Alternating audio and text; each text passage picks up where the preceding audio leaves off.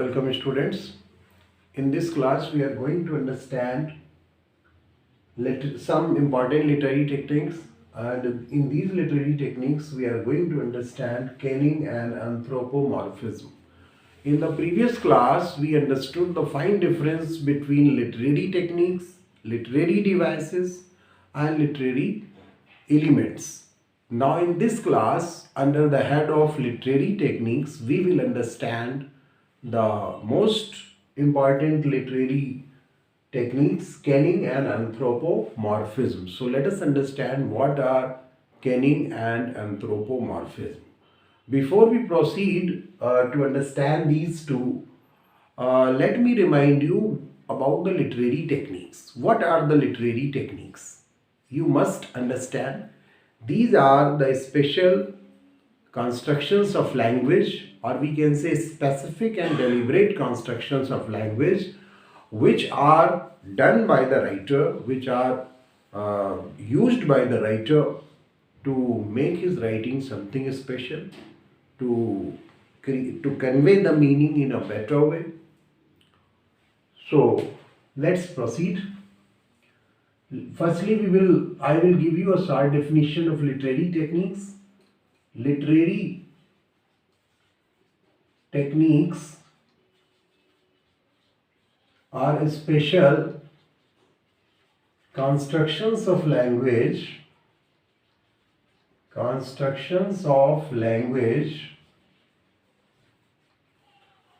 which an author deliberately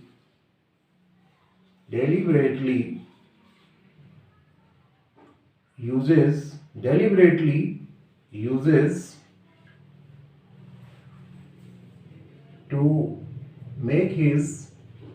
to make his or her writing more meaningful and interesting.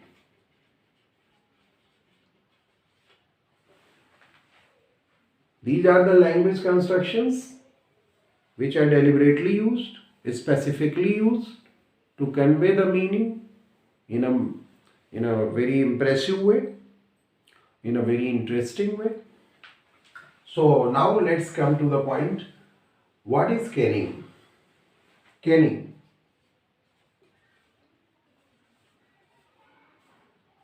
These are the compound phrases or expressions. These are the compound phrases or expressions. Compound means when these are made by two words. Okay. These are the compound phrases or expressions which refer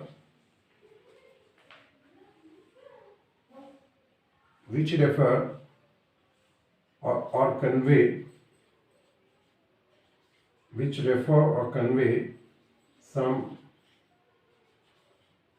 special meaning in a poetic way.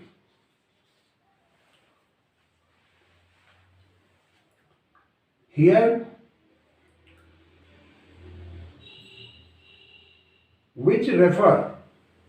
these phrases or expressions which refer to whom? They refer to some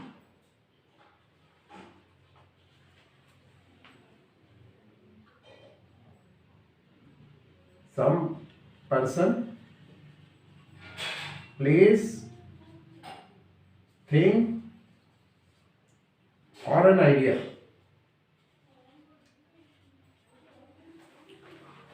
These are the compound phrases or expressions which refer to some person, place, thing, or an idea to convey some special meaning in a poetic way.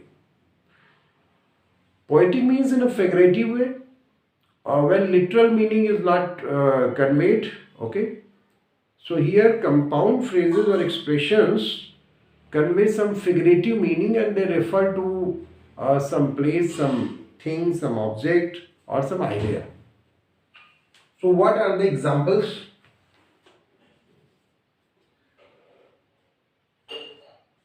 If I say sky, water, this is a reference to rain.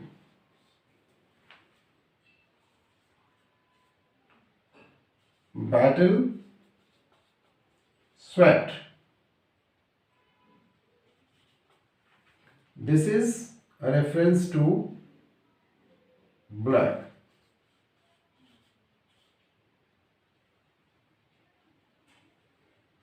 And example 3.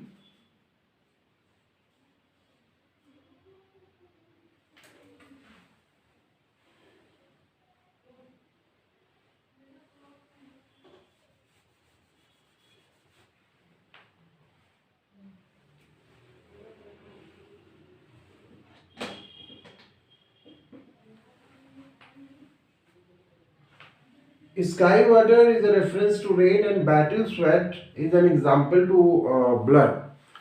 And we can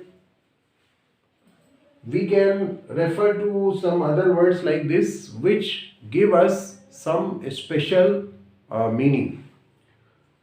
So I hope caning is clear to you. Now we will talk about anthropomorphism. What is anthropomorphism?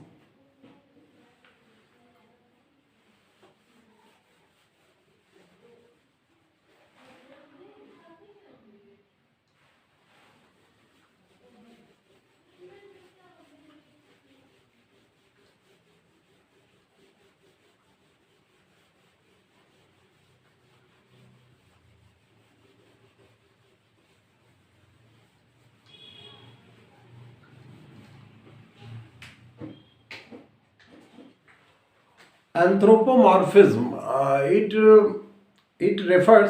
is also a special type of technique, and here some reference is given to some non-human person, some object.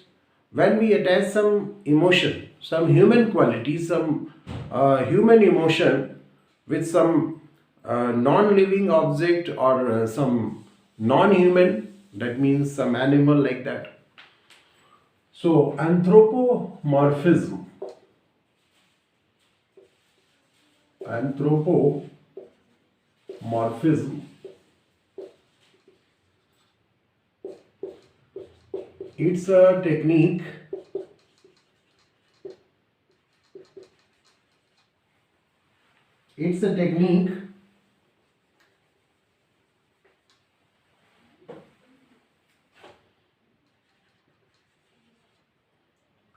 through which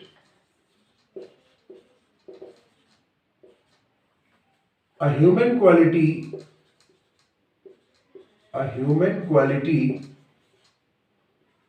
or human emotion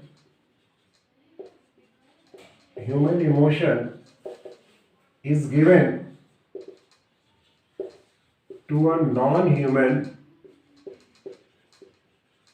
being or an object.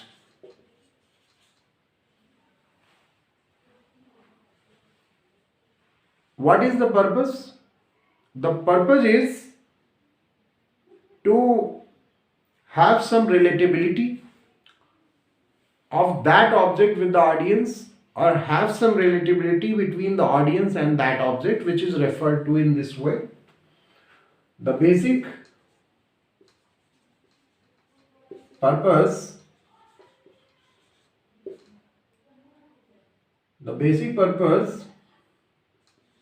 to do this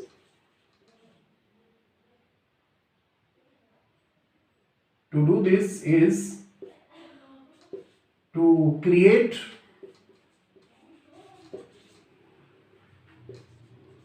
relatability of the audience with the referred object. Referred object or non-human. Non-human being. And the outcome of all this. What is the outcome of all this? The outcome of all this is to create some funny situation, to make the text more interesting. For example, in Disney cartoons, what happens? That non-human beings are given the quality of human beings. Okay? Non-human beings are given the quality of human beings, and it makes the cartoon more interesting, it makes the film more interesting. Okay, so it may be done for pure entertainment purpose, and it may be done to create some satire also. For example, we can say, let me give you an example. George Orwell's Animal Farm. It is a political satire. It's a novel that is actually a political satire on the leaders of that time. And so this is an example of anthropomorphism when it is used in a serious way to create a satire. Another example can be a film from Bollywood, 1973 film of Bollywood, Robin Hood. And in that in this film of Robin Hood and Madame Marians, which were the two main characters, these two main characters were played by two foxes, or we can say two foxes were given the human qualities, okay, of Robin Hood and Madame Marian. So we can say that this was also used purely for entertainment purpose. So you can see two foxes, example, two foxes playing the character of Robin Hood and Madame Marian. In 1973 Hollywood film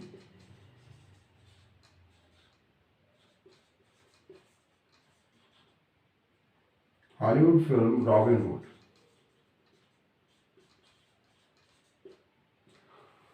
We can cite the example of Jungle Book also. In Jungle Book, we have seen that many animals are given the human values. They speak like human beings. Okay. In Disney cartoons also, we can see Mickey Mouse. So this anthropomorphism is a literary technique that is used to create fun, to make the reading fun, to make some movie funny and entertainment and full of entertainment, and it is also used as a satire, as we can see in George Orwell's novel. This is another example. George Orwell's novel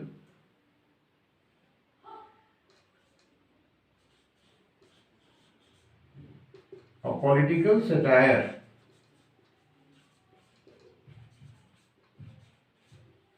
George Orwell's novel Animal Farm. Animal Farm.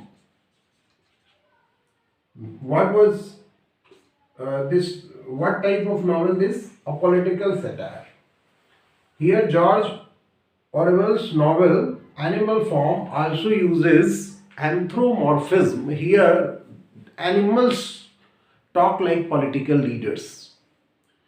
So we can here we can understand that anthropomorphism is used for entertainment as well as for serious discussion, also for creating some piece of satire, as we can see Animal Farm, and we can see this movie Robin Hood, Jungle Book. There are so many cartoon films uh, made by certain movie makers like Disney. So I hope you have understood what are caning and what is the difference between caning and anthropomorphism. So I hope you have grown your understanding. So in the end, I would suggest you, if you are a new student, you subscribe the channel, and if you are a regular student, then you just recommend it to your friends. Thank you. Keep watching.